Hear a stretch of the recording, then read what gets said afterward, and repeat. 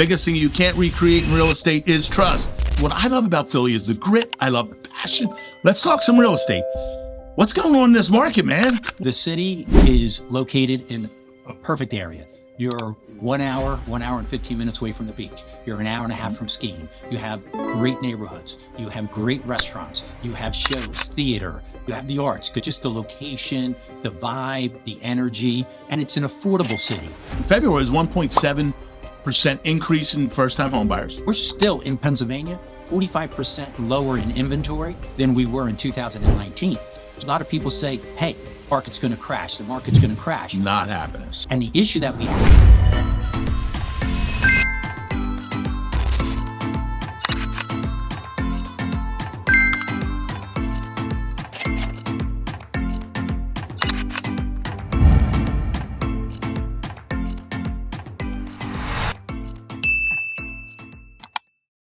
Hey, welcome everybody to Unscripted Real Estate Talk. This is Craig Lurch, eXp Luxury, serving all of Philly and all the suburbs. We are going to be coming in hot today, the day after St. Patty's Day. I hope you all survived, your Jamesons, your Guinnesses, but here we are, live on WWDB AM. We have a fantastic, long-time podcaster and awesome mortgage person with Queen Oak. We have Pat Lopez. Welcome today with us, man. Oh, thank you for having me. Super excited. There you go. The fun part about it is you're used to being on this side when you're Now, let me tell you something. He's no amateur at this. He's got like 47,000 followers on YouTube. So you definitely want to check him out there. We're going to tell you how to get to him. But this is kind of fun because when you get, like I'm the host, but he's the guest, but he's really a host and I'm almost like the guest. So we're going to be bantering back and forth for the next 30 minutes. As I told you before, biggest thing you can't recreate in real estate is trust. That's what you can't recreate is trust. So I'm here to help you when we do that. Topic today that we're going to be having is real estate, radio, going from real estate to radio. And building trust and building power in it, and social media. How is that really affecting agents in the market today? We're going to touch on a little bit of AI. We're going to talk about how you got into podcasting and why you do it. And we had a little bit of chance to talk about that. But let's talk about this first. You were raised in the Philadelphia area. You went to Roman Catholic High School. Yep. There you go. And now you're out in the burbs. You're out in Bucks County, but you did all the city of Philadelphia stuff. And absolutely. You've got the office up in Bucks County, and you also have down in Philadelphia. Yep. Yeah. Two offices. Absolutely. And you've been doing this for a long time. With Queen Oak over how many years? Over 15 years with Queen Oak and 30 years in business altogether. But with Lendy. So between you and me, we're Route 66. Yeah. So you're talking a long time, absolutely. You know what that does? One is it says if we've weathered the business that long, over 3 decades, we're doing something right. We know how to get from point A to point B, and we've taken all the noise out of the middle. And that's what's fun about it. So we got the 250th birthday of the United States coming up here in Philly. I mean, when I say Philly, I talk about Philly and the burbs. I'm talking Delco, Chester, Montgomery, Bucks, and all that stuff, and in the lower South Jersey. But this is exciting times. I'm going to tell you something. I remember as a kid, because I grew up in Fairmount, and what I always say, the difference between Fairmount and the Art Museum is $200,000. They renamed it and raised up all the prices. But if anybody knows where Art Museum Fairmount, it's right off the Parkway. And for the bicentennial, we would go down there because they would have all sorts of events happening on the Parkway. And I remember when these different like circuses and shows and would come into town, they would hire us kids, and I'm going around selling like popcorn, peanuts, or whatever as a kid for the bicentennial. So now 50 years later, here we go for, 250 year, celebration. So it's crazy how time flies. I can't believe that. I'm going back in time. And I think that on the 100th centennial, the Art Museum was built. Okay. I wasn't around then. No, I wasn't either. But okay, here's the question. Everybody always says they always want to go to the Art Museum. How many steps? I have no clue. 72. 72. When was the last time you ran the steps to the Art Museum? That's been a while ago. I'll walk it with you. We did it in the show. We did it in our Selling 215 Made in Philly episode. We always start with that clip coming out. But that seems to be the mecca where it goes. Are you thinking about buying, refinancing, or investing in real estate? I've been a loan officer for 30 years, helping my clients find the right loan for the right property. I keep it simple and honest. If you want real numbers and guidance you can trust, give me a call. Now let's get back to the show. The other question is what I love about Philly is the grit. I love the passion. We're our own people. We got our own blood in us. It's weird, but I mean, everybody says, what city, what state are you from? I say from Philly. I'm not worrying about any Pennsylvania. Right. The city is located in a perfect area. You're 1 hour and 15 minutes away from the beach. You're an hour and a half from skiing. You have great neighborhoods. You have great restaurants. You have shows, theater. You have the arts, because you mentioned the art museum. Yeah. So it has so much going for it. Just the location, the vibe, the energy, and it's an affordable city. Out of we just did a big event. We had one of Angela Brooks, who's one of Mayor Parker's top home initiative people, and she was going over statistics how Philadelphia is still one of the most affordable cities in the country.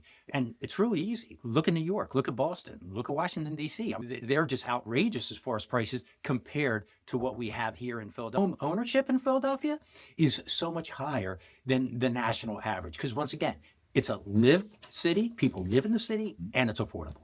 I like to, when we talk about restaurants, we talk about stores, we talk about neighborhoods. That's what makes Philly up, the passion of those locations. You have South Philly, which there you have the saloon, you have John's Water Ice, you got Angelo's Cheesesteaks, then you've got, out in Fairmount, up and down, Spring Garden Street and all that stuff. You have the art museum area. They call it the green area because you have the river, you have Boathouse Road, and you get down to Fishtown. And, because they were shad fishers back in then when it came about back in the, early late 1800s. And that's how it got its name. But all right, question I always got to ask.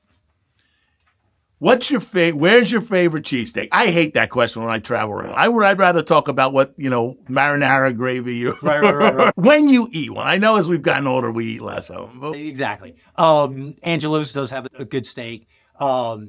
Jim's is okay, but it's touristy. Yeah. There was a place really not too far from where we're at now. I believe it was Mama's or Mama's. Yeah. Somebody mentioned that the other day too. And man, that steak, that's like 3 cheesesteaks in one. I mean, they throw so much meat in there. It's incredible. So, I mean, heck, there's so many places. I mean, get a good roll, get some good meat on there, throw some, some and the good key is the roll. The key is the roll. The key is the roll. That is the key. That is the key. All right, so we all survived St. Patty's Day. We had a big week in the city. I don't know. I did some charity. I did a polar plunge. You ever do a polar plunge? No. I had to go do it. It was on my to-do list for my Jesse Itzler big, scribbly calendar, the things you've got to do in life that you're going to do on a check mark. But it was raising money for down in Cape May. Carney's Tavern did it. They had a couple hundred people jump in. It wasn't that bad. So I'm going to say if you want to try it, get out of your box, go do it. To all the people, so my shout out is the people that are changing lives are the people at Carney's. They did a great job. They had a little, they had shops out front. They had the police there. They had a marathon before it. So they're out help changing the community. Get involved in those things and go celebrate. All right, then we're going to play Did You Know? What today is. Today? Oh, no, other than Wednesday, the day after, but I always like to have fun. There was one a couple weeks ago. It was National Milk a Cow on a Plane Day. But today is National Awkward Moments Day. Okay. We've all been in them. Everybody. We've all had them then. And National Sloppy Joe Day. So when you get involved in all the Sloppy Joe things as a kid, it's one of those things saying, oh, my God, what are we doing? We're dating ourselves. When was the last time you had a Sloppy Joe? Or did your kids? I know you got kids that are... It had to be at least 20 years ago. There you go. All right. And then this month, we're also talking about being National Optimist Month, and along with March Madness. There's a lot of teams that are hoping to be optimistic enough to make it to the finals, but we know some of them are. We're going to cheer for our local kids and stuff like that first. But let's talk some real estate. What's going on in this market, man? What are you seeing between your podcasts? You've had Bruno and Stacy on from AI. You had Mike McCann on a couple weeks ago, and Maria Quattrono. You had all these. In the mortgage business, you've decided to do podcasts because it's a great way of building trust and creating a nice communication and learning the market. What are you seeing in this market? Right. So 100%. I started out with the podcast, The Real Estate Show with Pat Lopez. Check it out on YouTube. But I started out just to communicate, to be in front of people, create, content for social media. But I got so much more out of it because now, like you said, interviewing some of the top people in the industry and asking them questions, you learn so much. And it could be from a 1031 exchange company, from an attorney talking about zoning, from a realtor, how to build a team, and so on and so forth. You learn so much from it. So that to me, I ended up getting more out of it than I thought I was. And then of course, yes, people see me out there, it's on social media with shorts and the podcast itself and views and all that kind of stuff. That's all fun. So I do get that part of it. But once again, the most I get from it is just the education and talking to people. Now, I will say right now in the market, well, Iran. I mean, that's really what's dominating. Yeah. Because unfortunately, we were in the fives as far as interest rates, high fives, but in the fives for interest rates. And this would be the first year in like 3 years. It's been 4 years, right? Yeah, 4 years. Yeah. That interest rates were this low. And we're talking about last year in the spring market, we were at 7.25. So we were looking at maybe 5 3/4, 5.875 with these rates. And everybody was, ramping up saying, oh my God, we're going to actually have a great spring market.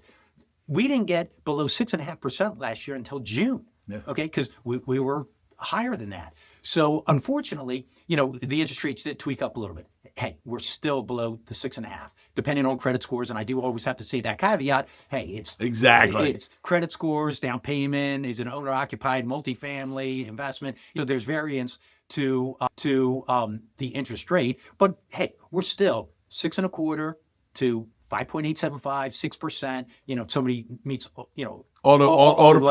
say it, all the pretty buttons. Yeah, If you hit all the pretty buttons, you are under 6. Yeah. There was a point that you were down to 5.5 almost. Right. You were all the pretty buttons, but I'm gonna call it. We're on a distraction right now. Hopefully, that's going to go away in the next couple of weeks. We can get some basis there, get some more flowing there, right. But again. That's their fight right now. We're doing real estate in Philly. Right. In February, it was 1.7% increase in first-time homebuyers, right. which is good. Mm-hmm. There's a lot of fantastic programs out there. I'm seeing still multiple bids in the suburbs on homes 100%. that are 500 to 800,000. I'm seeing it in some neighborhoods at that million mark, but I'm seeing those $1 million to $3 million that used to bid up to 5.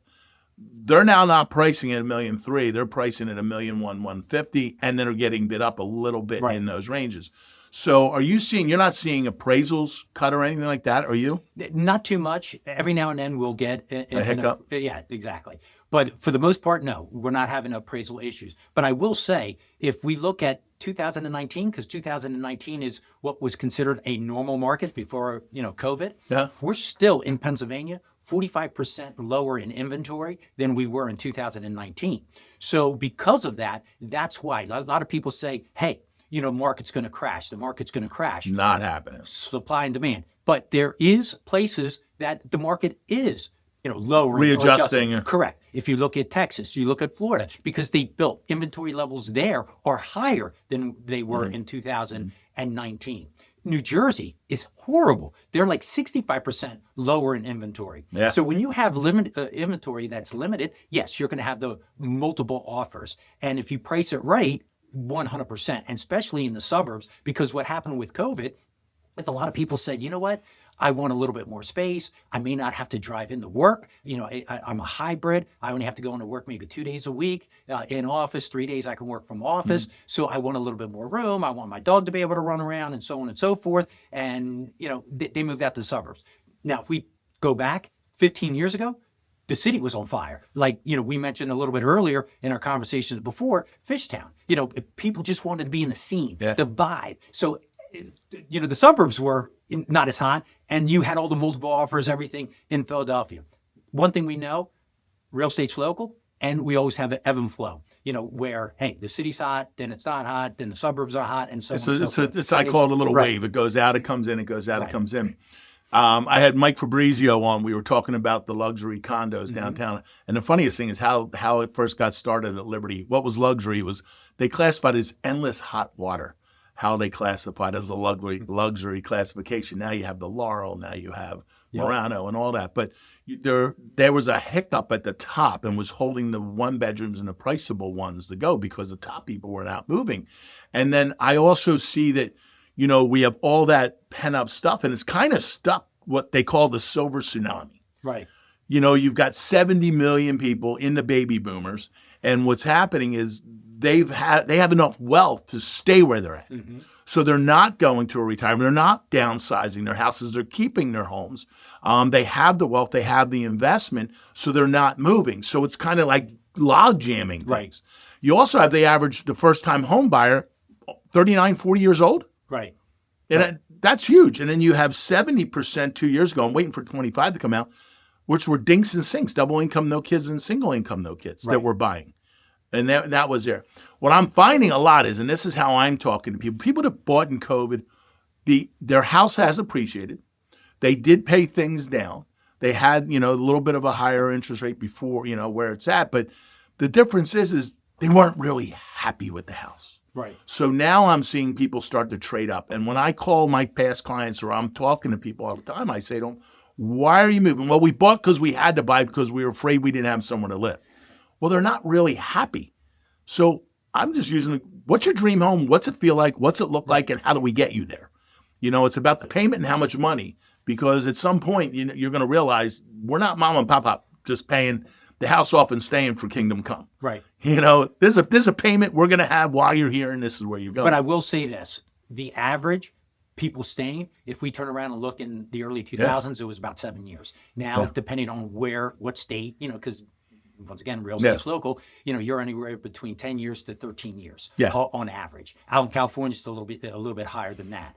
But what I am seeing is, because people were able to lock in that 3.5%, 4% interest rate, instead of them selling, they're saying, I'm going to keep the home and I'm still going to upgrade and go to my potentially forever home or bigger home. So we are seeing that, where it's unusual. If they had a 5% interest rate, they would sell it.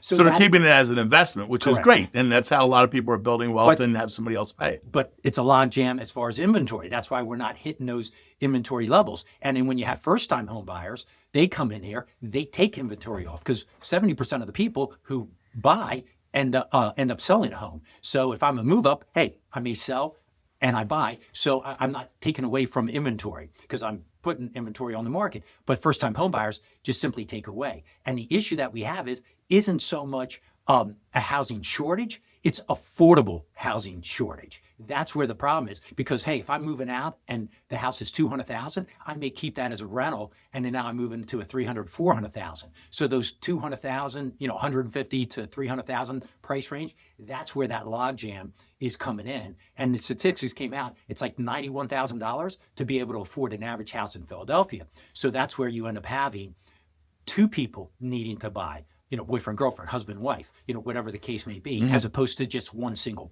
person. That's why it's taking the first-time home buyer a little bit longer. But that first-time home buyer isn't buying $300 to $400 now. Now they're buying $500 to $600. That's why there is that hiccup in that price range, because now they're combining two good incomes to buy versus you were using one good income and stayed home possibly later on. Multi-generational. Seeing a lot of that. Yep. Parents are running some parents are running out of money, or parents have the money and the kids don't have the income, or they don't have the longevity with it, or they might have college debt coming out, being a doctor, lawyer, whatever it might be. And what's happening is, 24% of the buyers that I know of, the stuff that I've read, and a lot of it too, is the multi-generational. And some of it's actually sandwich buyers, sellers, clients. They've got the parents, them who are the money makers, and then you've got who are still the baby boomers, and then you've got kids that are coming home from college. Right. So you've got that baby boomer in the tsunami who's holding. You've got the parents that sold their house and took their equity or very little that they had because they outlived their money, because typically the lifespan was in the 60s. Now it's in the 80s. And then you got kids coming out of college with debt.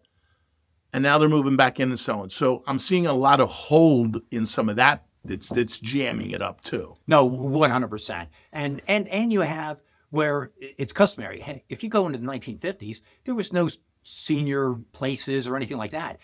Grandma and grandpa, they lived at home with everybody lived together. I mean, that's just the way it was. And then we got to the point where, hey, no, the baby boomers, they made enough money. They were able to go in these, 55 and older communities and that kind of thing. So now you have people coming from other countries that it's like the way it was in 1950s. The family stayed together. Yeah. So, your grandma, pa, they all live together. Plus, it's what you say. It's the affordability as well. So it's a combination. It's also the structure where Right. it's at. I mean, I've been blessed. I mean, funny story, I say it all the time. And I love my mother-in-law. I love you, Pat. I love Bobby. My father-in-law just turned 90 this month in March 3rd. But hey, they came to live with us for 6 months, 16 years ago, and they haven't left. Right. But I mean, we've been blessed. We have a house big enough. But I mean, they just loved being around the kids. It kept them young. They're in their 80s now, so they bounce between my sister-in-laws and ours. But the point is that it's nice in culture, but it also helped them out. But it also, it's kind of interesting when you didn't do that in my family, but with my wife's family, Right. We did that. So, all right, what advice, if you have a first-time home buyer, any advice for a buyer buying in this market? Short synopsis of a minute or so, what to do. If you're ready to buy or you're going to be buying, what should they do? It depends on your situation. But typically is educate yourself. Talk to an agent, a real estate agent, Professional one, not that does 3.6 houses a year. Talk to a loan officer who knows. One stat that I have is I'm number one in the state of Pennsylvania for first-time home buying programs. So PHFA is a state bond program. I'm number one in the state. So how does somebody get to you? Give me a phone number. 267-800-2132. 267-800-2132. And also it's on YouTube. How can they follow you on YouTube? The Real Estate Show with Pat Lopez on YouTube. There you go. And Instagram. Make sure you follow them on Instagram. Yep. Queen Oak Mortgage and all Queen Oak that. Mortgage, right. All right. That's a big thing, especially if you want to look at these programs. That's huge because you know the in and outs. There's a lot of hiccups. I don't hate anything. I dislike, people are saying, I dealt with the rock and all this stuff. You want to deal with them, great, but you're not going to get the tools that we're offering in this state for things. Right. And there's a lot of programs. There's the Keys program that's coming out April 7th. First Front Door is coming out on the 15th. You have the Philly First. You have the KFIT, which is the PHFA program. You have all these first-time homebuyer programs to get into homes. So you can get anywhere between $10,000 up to $25,000. So typically... And the income is high on some of these too. We're talking about $130,000 plus all the way up to $192,000. So whoa! So you could be making $130,000 to $192,000, still fit some of these criteria. Some of them, yes. Buy in and then there's certain parts of the city that it's fitting into. That's huge, especially. Well, the state program is the state of Pennsylvania. Wow.